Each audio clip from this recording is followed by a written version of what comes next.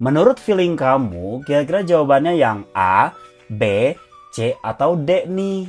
Yuk kita coba buktikan feeling kamu ya.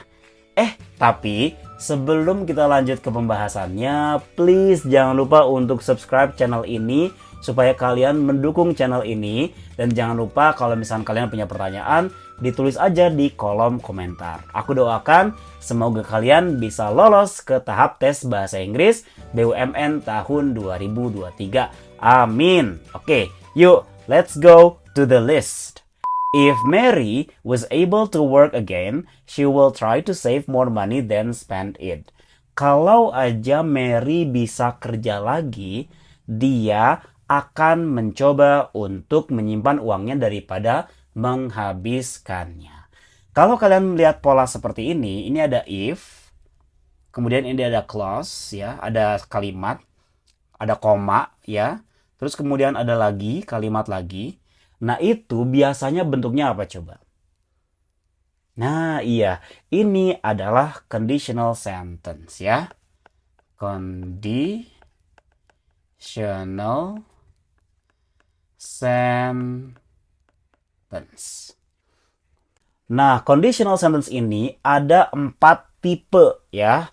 Yaitu dimulai dari type 0 atau type 0 ya. Type 0. Nah, type 0 ini itu polanya if present, kesananya akan present lagi ya, present simple gitu.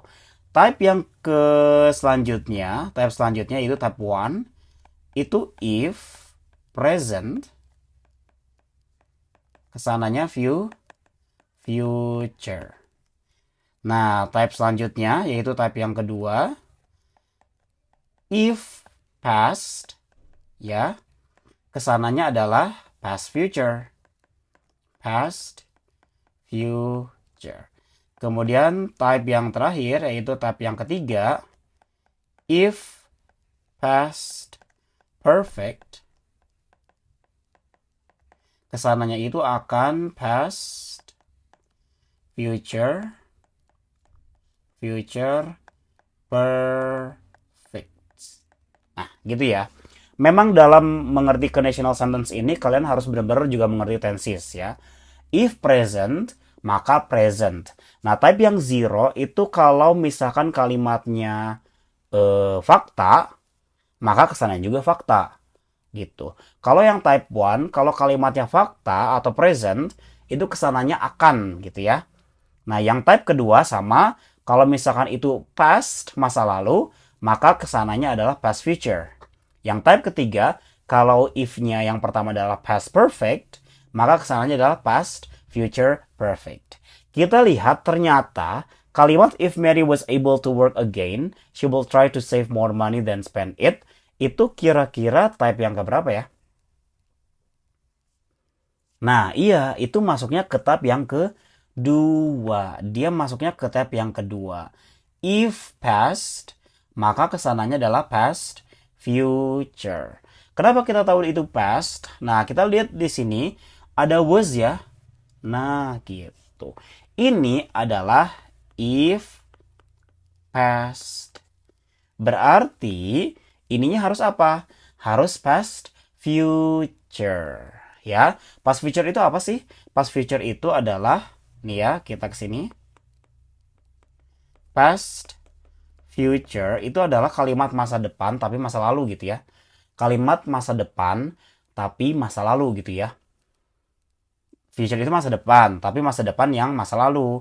Jadi maksudnya gimana? Jadi dia menggunakan subjek ditambah would ditambah verb one gitu ya untuk si past future gitu. Jadi kayak akan melakukan sesuatu tapi nggak mungkin, makanya disebutnya past future gitu ya. Akan melakukan sesuatu tapi nggak mungkin. Nah, berarti kira-kira salahnya yang mana nih? Ya, jelas yang salah adalah yang C.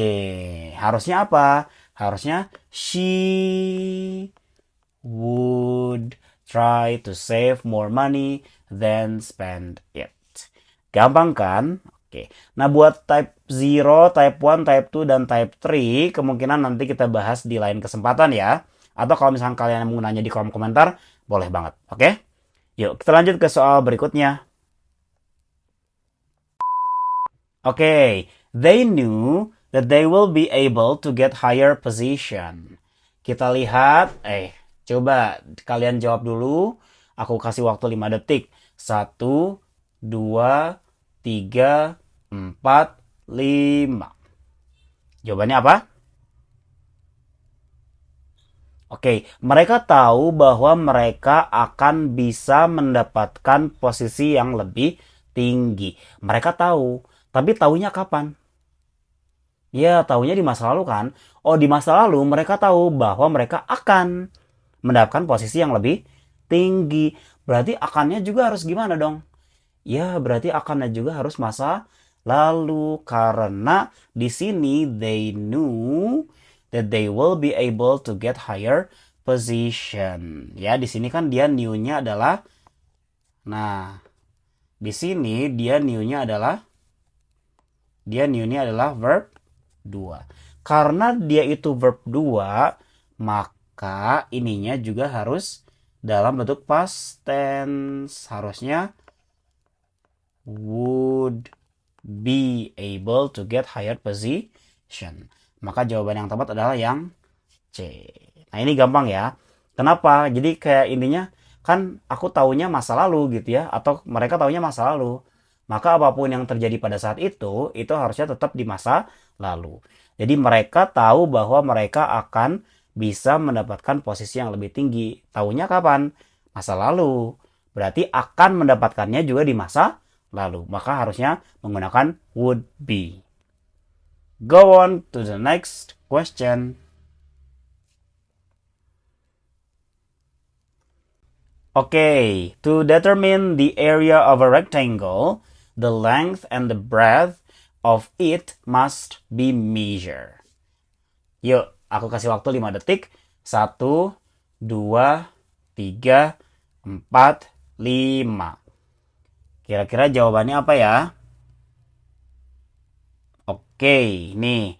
To determine, ini kira-kira bener ya. Karena memang ketika ketika verb, ini kan verb ya.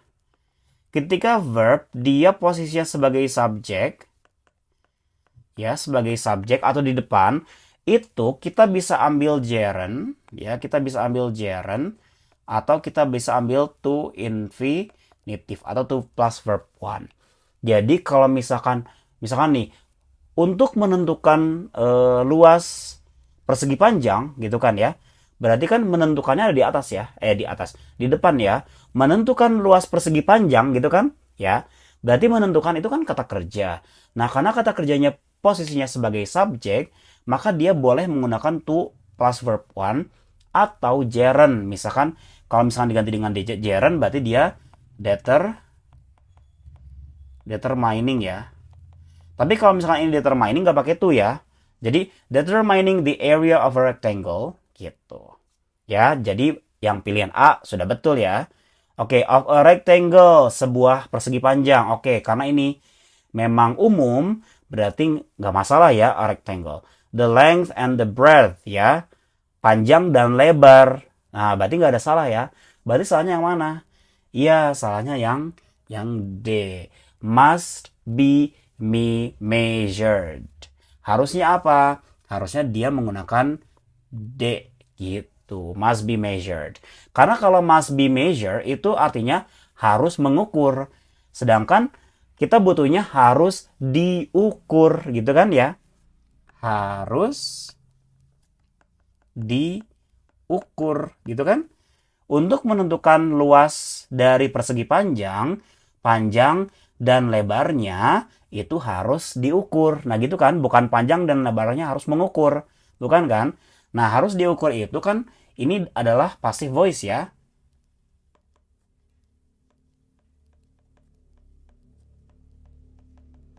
Nah ini adalah passive voice. Yang dimana passive voice ini kan pasti to be plus verb 3 ya. Pasti to be plus verb 3. Be plus verb 3. Dimana sebelum be-nya ada must gitu kan. Nah, berarti must be plus verb 3. Berarti jawabannya must be measured. Gitu. Jadi harus pakai D ya supaya dia masuk ke dalam kategori verb 3. Oke, gampang kan? Yuk kita lanjut ke soal selanjutnya. Addition can be calculated not only by using a calculator or by using an abacus. Oke, aku kasih waktu 5 detik buat kamu jawab. 1, 2, 3, 4, 5. Wah, ini gampang ya. Gampang banget nih. Aduh, gampang banget nih. Ayo, jawabannya apa? Oke, kalau misalnya kita bedah satu-satu nih. Addition can be calculated. Pertambahan itu bisa dikalkulasi atau bisa dihitung ya. Not only by using, tidak hanya dengan menggunakan kalkulator atau dengan menggunakan an abacus ya, sempoa gitu ya. Jadi intinya kalimat ini adalah pertambahan bisa dihitung tidak hanya dengan menggunakan kalkulator tapi juga dengan menggunakan sempoa gitu kan ya. Nah, berarti can be di sini oke ya, nggak ada masalah ya. Terus ini calculated karena dihitung ya, ini passive voice, dihitung. Sama kayak tadi sebelumnya. Ada to be, ada verb 3. Berarti ini calculatednya verb 3 ya. Berarti dia betul. Nah, not only by using, ini juga betul ya. Dimana by itu by kalau ketemu kata kerja itu harus dalam bentuk gerund ya, atau dalam bentuk verb ing. Ini kan gerund nih. Nah, gitu. Atau dalam bentuk verb ing. Berarti betul ya. Karena kalau kalian lihat di sini ini juga betul tuh by using. Berarti jawaban yang tepat yang mana? Jelas, jawaban yang tepat adalah yang D jawabannya. Kenapa harus or? Lihat. Karena di sini ada not only. Pasangannya itu adalah but also. Jadi harus diingat kalau not only itu berpasangan dengan but also. Ya, harus tulisanku kayak gini banget. But also. Jadi not only but also. Berarti addition can be calculated not only by using a calculator but also by using an abacus. Jadi pertambahan itu bisa dihitung tidak hanya dengan menggunakan kalkulator tapi juga ya but also, tapi juga dengan menggunakan sempoa. Nah, ini mungkin ada beberapa ya pair-pair kayak gini ya, pasangan-pasangan yang memang nggak boleh dipisahkan ya dalam bahasa Inggris. Terus ada lagi berbeda dengan ya, mungkin kita rata-rata berbeda dengan tuh bahasa Inggrisnya different with ya. Padahal sebenarnya apa? Different ya.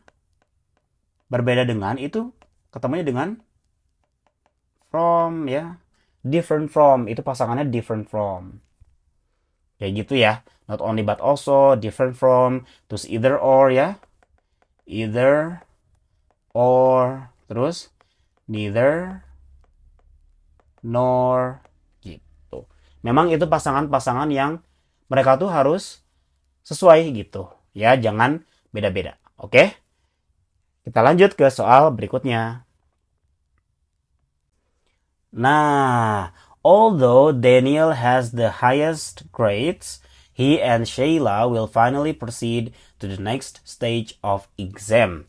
Yuk, aku kasih waktu 5 detik. 1, 2, 3, 4, 5. Oke, walaupun Daniel itu memiliki nilai yang paling tinggi, dia dan Sheila itu akhirnya akan lanjut ke tahap ujian berikutnya. Jadi, walaupun si Daniel ini dia nilainya paling tinggi ya, gitu. Tapi tetap aja si Daniel sama si Sheila ini ya ujung-ujungnya mereka berdua yang akan lanjut ke tahap selanjutnya. Kira-kira jawabannya apa nih? Oke. Kita lihat although Daniel has the highest. Kira-kira nih has di sini nggak ada masalah ya kayaknya ya. Nggak ada masalah gitu. Highest grades. Ini juga oke, kita tandain dulu. He and Sheila will finally proceed. Oke. Ini kan will. Ini verb 1 ya, berarti betul. Finally juga betul, karena ini adverb ya, adverb. Adverb itu kan menerangkan kata kerja. Berarti yang salah yang mana nih? Ya, yang salah adalah yang B. Gitu. Kenapa yang B yang salah? Karena ya orangnya cuma dua, yaitu satu si He atau si Daniel, yang kedua adalah Sheila. Kalau kita cuman membandingkan dua orang ya, dua orang saja kita bandingkan, maka kita menggunakannya adalah comparative degree. Comparative degree itu yang biasanya menggunakan ya. Nah, adjective plus atau menggunakan more ya. More plus adjective gitu. Nah, ini comparative degree. Nah, jangan pakai superlative degree. Highest ini adalah superlative degree. Berarti itu salah. Kenapa salah? Karena cuman mau bandingin dua orang saja. Gitu. Jadi, misalkan dua orang, yang satunya lebih baik. Nah, jangan pakai comparative degree. Jangan pakai superlative degree. Tetapi harus pakai comparative degree. Misalkan, yang satu lebih baik daripada yang satu. Bukan yang satu paling tinggi daripada yang satu.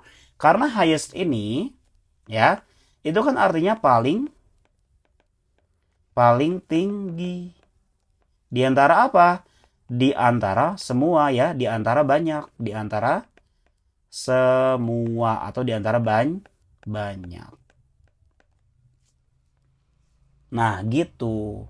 Jadi dia salah karena di sini sebenarnya cuma dua orang, He and Sheila. Berarti kita harus menggunakan yang comparative degree. Harusnya apa jawabannya? Harusnya jawabannya bukan highest. Tapi apa? Tapi higher. Karena cuman bandingin dua orang.